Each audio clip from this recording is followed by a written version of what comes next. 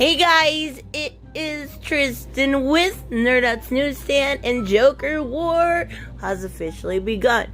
And this is going to be a big shakeup when it comes to the DC universe between this and, death metal. We're getting a lot of changes, and I actually kind of love it because it means it's not coming from generations, which a lot of people were weary about to begin with. So, I want to cover what was covered this week when it came to Joker War, which includes 3 separate comics. I'm not going to go through them all piece by piece.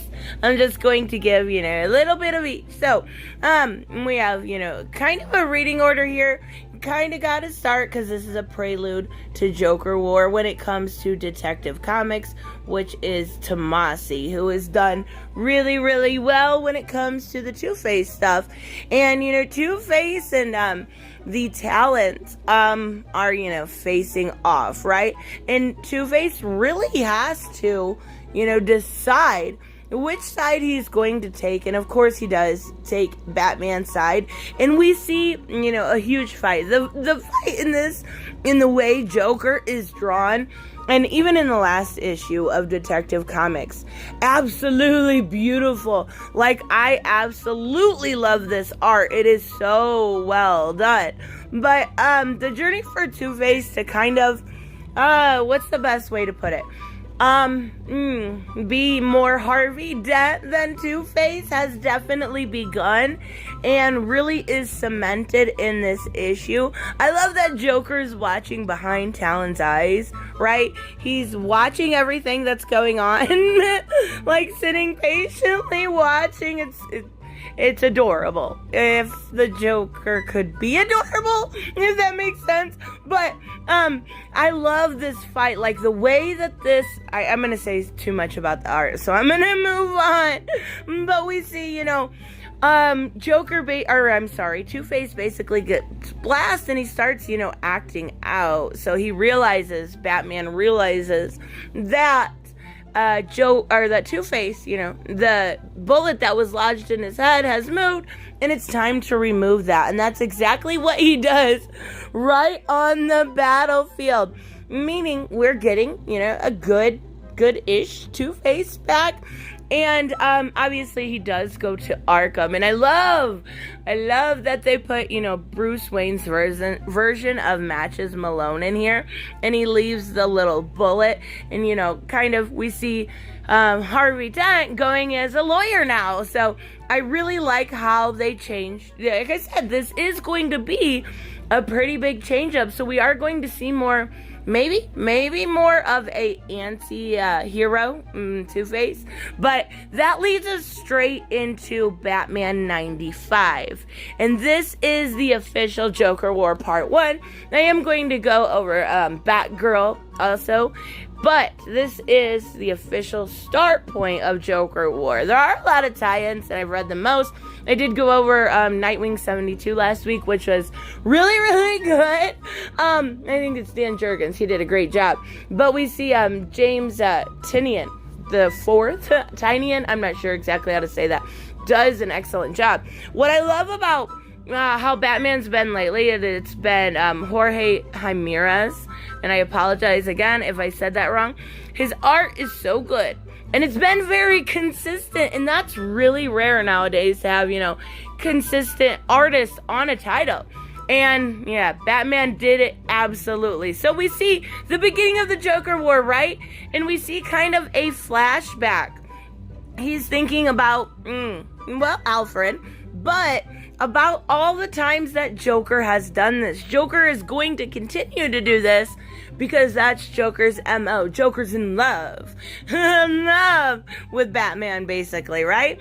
And we see Alfred here. And obviously flashback because Alfred's dead. But, saying you won't ever be alone. You won't be alone when you have to face off with Joker. Even if it's time and time again, I'll be there. Well, then we open up to the Batmobile, and we see everything going on. Basically, TLDR is Joker played off of, I think it starts as far back as Secret Files, knowing who, when it came to, Scott Snyder, I think it was originally, that kind of hinted Joker knew who Batman was. Well, Batman is not what's the best way to put it? Bruce Wayne's in trouble for his connections with Batman, but the media, the people outside don't know they're one and the same, but Joker does, right? So he kind of does this distraction that really doesn't work. And we get a lot of punchline. I love me some punchline, and she looks so freaking good. But she has Lucius. And originally what this was supposed to do, and I'm not sure it's going to happen, is we see Lucius here caught, right, by Punchline and Joker. And that was supposed to irritate, Batwing to the point, his son, Luke, to the point where, he eventually took the mantle as Batman. But I don't think that's actually going to happen. But regardless, they still have Lucius. And we kind of go through this, weird thing where Joker's being nice to this old man. And he's buying this theater, right? Because he's totally sincere. Sure. Okay. Well, it doesn't matter because the theater is filled with, people that are, under Joker toxins. So we see the underbroker here, and obviously he's on Joker's side, and we have a little bit of a talk with the cops who know the truth, but can't really do anything about it. He's even got, an injunction from City Hall. I want to keep talking about how good this art is. The green in those eyes, fucking fantastic. But, we have Punchline. She knew exactly where Batman was going to go next because of, Lucius having to give into that. And this is where we get the first glimpse of the new bat suit, and I forget what it's called. It's Ghost something. Ghostmaker, maybe? I'll put it down if that's wrong. But this is going to start appearing in 100. So we got 5 more issues before he actually earns this suit. I don't know how I feel about this suit yet. Don't get me wrong, it's really cool. But I like my Dark Knight dark. I'll get used to it. It's okay, but what I love is, the entire time in this little place, Punchline has kind of been putting this gas, and it's not even just regular gas. It's gas with fear toxin and a little bit of Bane toxin. So it's really strong shit, and she's definitely going to make him go through withdrawals of it, and she looks so good. But he's starting to freak out, right? And he's trying to get out, and when he does get out, obviously Joker has, everything that he had made. And if you remember in the beginning of James Tynion's run, he kept introducing all this new tech. It was new tech after new tech, and I even got to the point where I was like, if his whole run's going to be all about the technology, it's going to be boring. Well, I didn't realize he was doing this because all this new tech is now in Joker's hands. So he was introducing all this tech to show what Joker is going to have and just how terrible it's going to be when he has it. So we see a Batwing, I guess if that's what you want to call it. And he's got a smile, and that's the end of that. We don't get much. Well, we have a tie-in to Joker War, and that is Batgirl. Now, I don't normally read Batgirl. I haven't since the Worm stuff, simply because, I'm gonna say this really nicely for me. Cecil Castellucci, you can't write. You ruined me on any future titles you will ever write besides tie-ins like this. When you wrote Female Furies, I was just yep, done checking out. But I was pleasantly surprised because this was my favorite out of the 3 titles. And I love, it's not unknown that I love the women within comics, right? I love Bombshells. I love Gotham City Garage. I love, the Poison Ivy tie-in by Amy Chu. There's a lot of really great stuff that you can read when it comes to the women. Well, I hadn't been reading Batgirl because it was Cecil Castellucci. Well, I was, really surprised. And at first, the art even, I was like, I don't like this. This art is weird. And then I get used to the art, and I'm like, I actually really like this. I might actually start reading Batgirl, as surprising as that is. But anyways, they're going to play off a lot of the Killing Joke, right? And the fact that when, she was fixed and went from Oracle back to Batgirl, she had the implant on her back. So they're going to play off both of those things, and they're going to do it actually really well.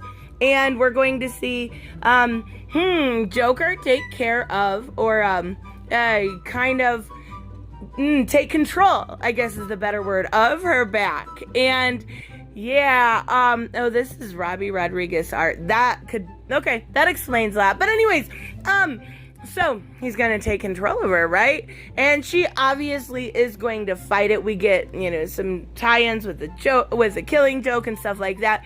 He needs is to be able to access the old computers within the Batcave, and the only one that, can do that at this point is Babs. So he's got to take control of her, and this is the best way she knows how, and she really does a good job of fighting back. Like, she laughs at him. Men hate to be laughed at, like, in the nicest way possible. When I'm in an awkward situation with a guy that's a jerk, I either just stare and say nothing and make them feel awkward, or laugh at them, because it works every time. I'm talking about jackasses, right? Not normal guys, but it works. It really does work. Next time you're in a really awkward situation, I don't care who it is. If it's a girl, a guy, an old man, your doctor, stare at them. Don't say a word, just stare at them. They will walk away, I promise. Anyways, so we see Babs really do a good job of fighting back. And they end up, he ends up taking her to the ceiling, roof is the word. And he's, he got the information basically that he wants, but he's going to take Babs too. And this is the most badass moment in comics, in a real, in Batgirl comic at all. So she takes, I think it's a piece of wood she had behind her back, and she literally carves the implant out so he can't control her. And she is able to, then she obviously not use her legs, it's gone, but she's able to get the jump on him and actually hit him. And I love it because he's like, you actually were the best Robin, and that's the end of it. But we are now getting Babs going into Joker War and the rest of her run as as a paraplegic again. So I'm curious to see how that goes. Oh boy, it was really good though. I was surprised. I still got Secret Files, but this was a really good week in comics. As a trio, these were all so fantastic. I don't have anything to complain about really at all. A little bit of in the Cecil book, in the Batgirl book, there was a little bit of cringy dialogue, but it really wasn't terrible. It wasn't bad at all. So, as far as kicking off this Joker War, it is done. It is good. It is so good. And it is so much better than Year of the Villain or Event Leviathan. All of these things that have happened in the past 2 years, this one is doing so much better. So much better in my opinion. And trust me, I've read way too much lately, and this is topping it off. I love it. So let me know, of course, what you guys think if you are reading Joker War. If you have no interest, or, if you just came here to hear me talk about awkward ways to annoy people. Anyways, I will see you guys in the next one. Bye-bye. Hey guys, I want to give a huge shout out to my Patreon and subscribe stars. You guys literally make this channel possible. Huge thank you to Cage the Mick, Robert Mick Twiz, Black Knight Fool, Brucey, Chris Z, David L, David Rafford, Jeffrey Allen Carnes, Mighty Paws, Mike Buckner, Maizen Barbosa, Ruskart, Ryan Decker, Robert Hoffman, and Doc Holliday. You guys are absolutely amazing, and thank you so much for all your support. Don't forget on the way out to like as always if you enjoy the content, and hit subscribe. And I will see you in the next one. Bye-bye.